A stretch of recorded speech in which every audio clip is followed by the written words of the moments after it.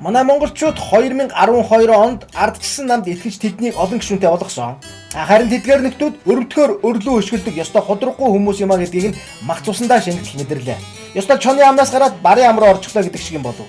Өнөөдөр нь манай монгол төрийн бодлогыг хятад заагаад өнөө Америкэн залаад өнөө гэдгийг бүр мэдхээ байсан. Ямар ч л байсан өнөөдрийн Монголын эрх баригчдад лав биш. Ямар ч гэрээ хэлцээр хийсэн дандаа гадныхан дашигтай дандаа Монголдоо халдагталтай хөрөлтэй юм хийн. Тэгээд түүнийг гадаадад ингэдэг тэгдэг гэж тайлбарлах гэж оролдоно. Ард түмнийг тэнэг мааныг мэдээлгүй гэж боддгоо даа нар. Хугацаанд дуусгахлохоор хуучны хашир туршлагатай мэрэгсэн парламенттай сонгоо гэж ухуул сутарлах боллоо.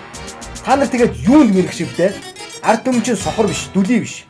Хууччул та нар нүдэн дээр нь цулаасан тэр мөнтнүүд болж хоёрлаа. Нүдэн дээр нь их нутаг маань гадныхны мэдэлд орж байна. 26 жилээр та нарыг харлаа, 26 жилээр тасралтгүйгээр та нар ууж идэж нариглаа, таргаллаа, дандайлаа.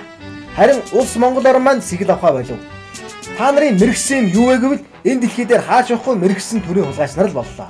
Одоо цаг чинь болжээ. Зайлаад өг. Шинэ үеийг сонгоод нэг азаа үзэхгүй хуучин хашир хулгайч мэрэгсэн хуулийн хулгайч та нар Монголоо тавьж туухна байна. Тавьж туучаач байгаа. Монголоос нь одоо ухаж дөнгөж идэж уух юм баг үлдсэнгүү. Худал муу хулгай зэрэгэд гарчид огшроогүй шин залуусыг сонгоод нэг азаа үзье.